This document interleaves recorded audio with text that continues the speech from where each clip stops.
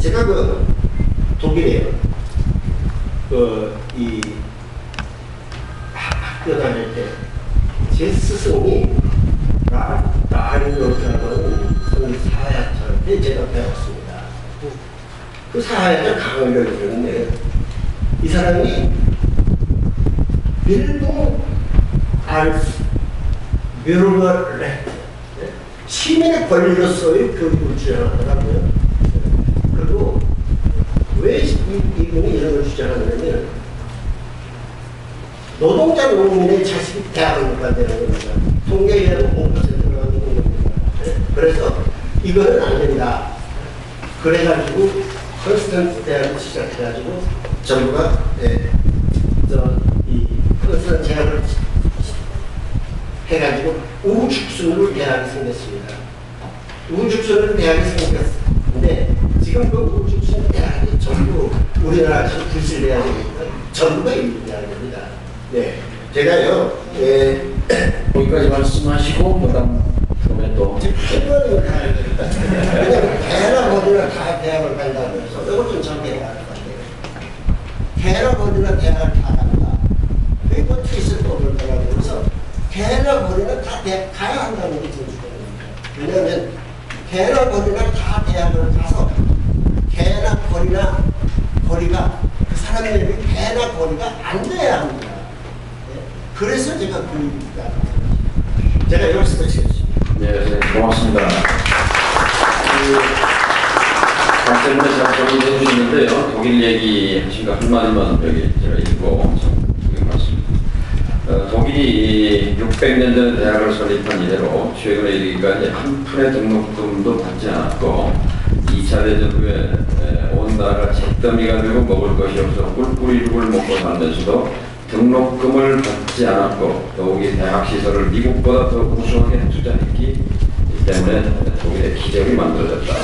만일 독일이 우리나라처럼 등록금을 받았다면 2차 대전 후 미국과 소련으로 납치당한 50만 명이라는 과학가도 없었을 뿐만 아니라 과학기술가를 빼앗긴 텅 빈 나라에 먹을 것도 없었는데 아무도 대학에 가지 못했을 것이며 또 독일은 삼류국가로 전락했을 것이다. 이는 등록금을 한 푼도 안 받았던 독일의 역사 때문이다. 이렇게 말씀 주시네요.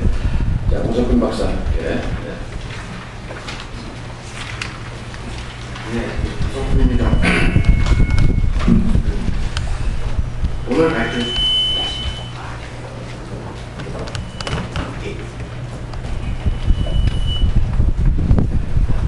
오늘 발표에서 다음 책을 쓰려고 하는 개념 하나를 미리 꺼냈고요. 처음 쓴 개념 하나 있습니다. 두 개를 처음 썼는데 대학 6일이라는 그런 대학을 제가 썼죠. 그거는 노무현 정부 시절에 우리가 한국형 6일이라는 걸 가지고 있어요.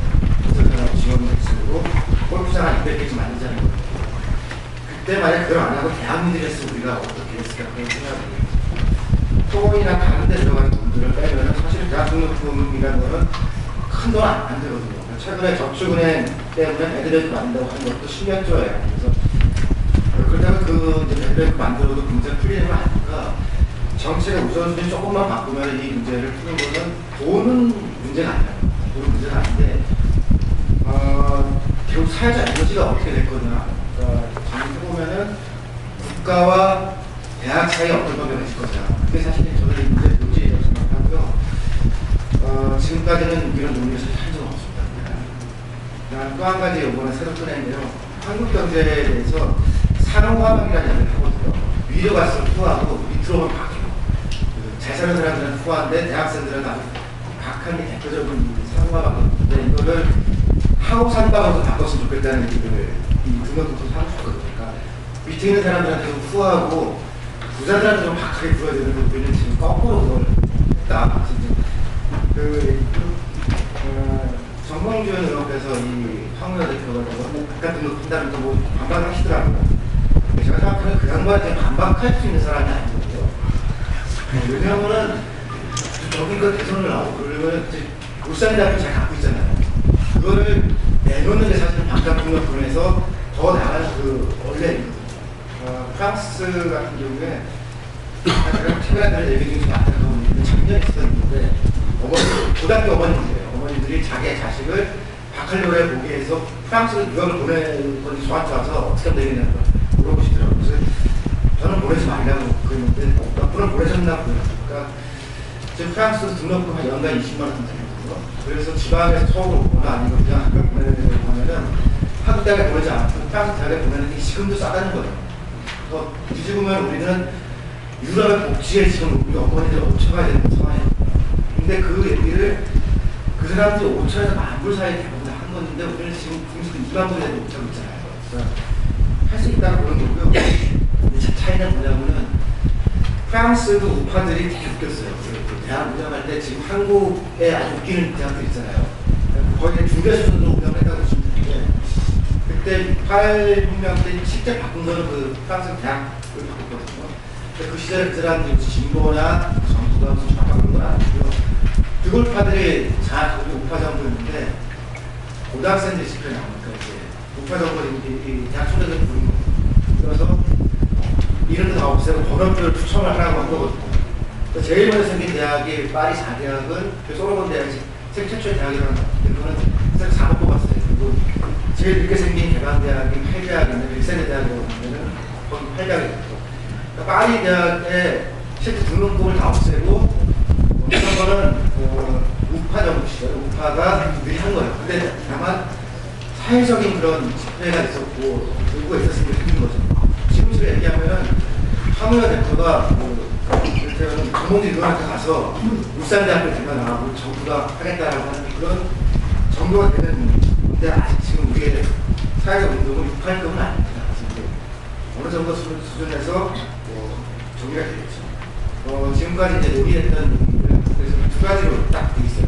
그러니까 황우여 대표는 세 번째 방식을 내는데 거기는 조금 이따 하고요. 첫 번째는 대학과 접근 방식이고요. 이거는 군공립대학을 먼저 무상으로 만들고 거기에 참여하는 사립대학에 대해서는 지원을 하겠다는 그런 방안입니다. 이거 조금 약간씩 기술적 오션이 있는데 저는 다른도 민주당도 온라인 진출할 때 그때 이제 이 안이 최초 제시된 적이 있었고요. 그때 알게 되던 거예요. 그러니까 어차피 지금 사립이나 국립을 다 먼저 지원하는데 돈이 없다라면 사립의 간도를 끊어서 국립대학을 무상으로 만들면은 거기에 사립대학들이 내적으로 참여할 거 아니냐고. 그 대학교 내에서는 순위도 없애고 과별로 다 수업 같이 들을 수 있게 하면은 지역과 서울 사이에 균형을 이루면서 동시에 먼저 사립대학을 움직일 수 있게 하겠다라는 그런 아이디어입니다. 얘기는 그랬는데 아무 일도 안 벌어졌어요. 사안이 워낙 세기도 하고 사실 그 안에 민주당도 같지 않았어요. 두 번째 논의가 돼서 학과별 접근 방식이라는 논의가 아직 국외적으로 굉장히 많이 알려진 건데 워낙 아무것도 할 수가 없으니까 그렇다면 무상과를 먼저 만든다는 논의가 있죠. 그래서 이를테면 그러니까 문사철 같이 중요성을 알지만 사람들이 잘 안 가는 과 혹은 물리학과처럼 기초과학을 한다는 데를 먼저 무상으로 만들고 그다음 지방대 먼저 서울 나중 이렇게 해서 전면적으로 조금씩 늘려서 무상을 만들자. 과별 접근 방식이 있습니다. 카이스트 방식의 연장 같은 걸 얘기할 수 있겠습니다. 지금까지는 학과별 할 거냐, 학교별 할 거냐라는 두 가지 논의가 있었는데 한나라가 여기 추가로 제시한 거는 소득별로 하자는 거예요. 소득별로 하자는 거는 부모의 소득에 따라서 연동시키자는 게 첫 번째입니다. 두 번째는 성장도 연동시키자라는 거죠. 일단 두 번째 거 얘기 먼저 잠깐 드리면 소득에 연동시키면 돌아가지 않습니다. 아마 한나라가 먼저 해본 얘기인데요.